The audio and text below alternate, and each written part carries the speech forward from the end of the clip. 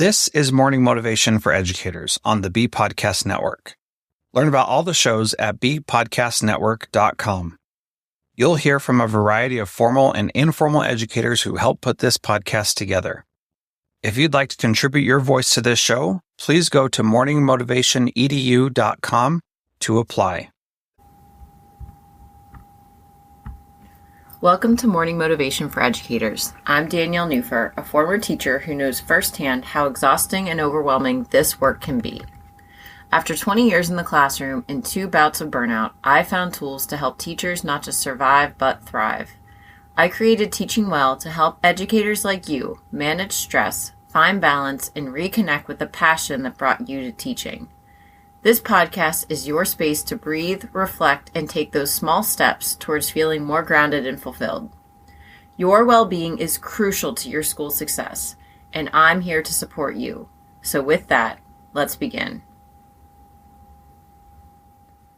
I remember the day I realized I didn't care if I was doing things differently in my teaching day to preserve my own well-being and find just a little more peace. I had packed up my bag during those final minutes, got to the bathroom to change into my running clothes, and shut my light off as I walked toward the stairs to my car. The janitor, who was honestly quite lovely, came out of a classroom and said just off the cuff something to the effect of, "How do you do it?" And I looked at him questioningly, and he said, "Every day I see you leaving at this time. You never stay late anymore." It's true. I didn't stay late anymore. But those words made me flooded with guilt and shame. Had others seen and noticed this too? I smiled and said something like, "I take work home," or "I come in early." I went on, "Sometimes I even take things home on weekends, but right now I need to get outside and do something for me." Although I didn't realize I had an entire log of reasoning to back up my decision to leave by a certain time each and every school day, what I said was basically true, but I felt like I'd been singled out, that now I realized that what I was doing was vastly different from the other people I worked with. But I had to let go of the need to do things perfectly if I wanted to actually keep my job. My health needed me to not work so hard all the time. At that moment, I realized that he was just innocently asking me a question, but that I had to keep doing these actions of taking care of myself because people may start to notice in a good way. Way back a few years prior, I had started getting curious and making parameters around staying late, and over time, I began to stick to them. Amazingly, when I stuck to those guidelines, I would get the most important work done. It wasn't always perfect, but done is better than nothing a lot of the time. And I want to share with you some other ways to find some peace in your teaching by letting go of being perfect. Number 1, reflect without criticism. Instead of only looking at what went wrong at the end of each day, reflect on what each experience taught you and approach the next with curiosity about what might come. So don't agonize over all of the things in your day that just didn't go right. There's bound to be those things that of course we would do differently. Write them down. But then reflect on all of the things that did go your way, that did work out, and really focus on how you can do and bring more of those things to your school day. The second thing, embrace curiosity over control. Acknowledge that curiosity naturally leads to new ideas and insights, helping you feel at peace, even when things aren't perfect.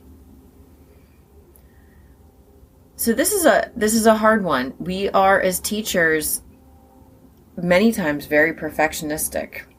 And I'm going to ask you to embrace a little curiosity. Why did things not work out as they should? Why are you feeling stressed and busy? Why is this kiddo acting a certain way? And really start to take some time to ask and be curious. When we allow space for curiosity, we begin to find different solutions to problems that we never could see before. We don't have to fully control each and every circumstance. When we allow some curiosity in there, we begin to find other solutions that we never even knew. Another way to find a little peace by letting go of being perfect is to focus on connection, not perfection. Let go of the rigid standards and really allow curiosity to help you find new ways to connect with students and create a more engaging environment. Like I said, when I would leave for work or after work each day, I was letting go of having a perfect bulletin board, everything perfectly written, all of the things in their place. And instead, I had my lessons and I knew what I needed to do, but I was really focusing on building relationships and teaching content. My kids didn't care if things were perfect. They cared that their teacher was actually able to tolerate them in all of their being exactly who they were. And I couldn't fully be accepting and okay with them if I wasn't also taking care of myself. So I needed to let go of the perfection in my classroom so that I could take care of myself in other places. And that allowed me to fully see them as humans because I was accepting myself as a human being as well and what my needs were. So essentially, slowly or quickly, let go of that perfection that is destroying your peace. I did it by settling a time to leave and I left. I realized that no one was as concerned about all of it being perfect except for me.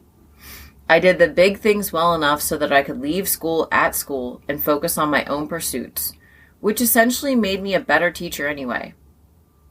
So here are some final questions to ask yourself today. How can you bring more curiosity to the perfectionist you are trying to be? And how could that change your teaching?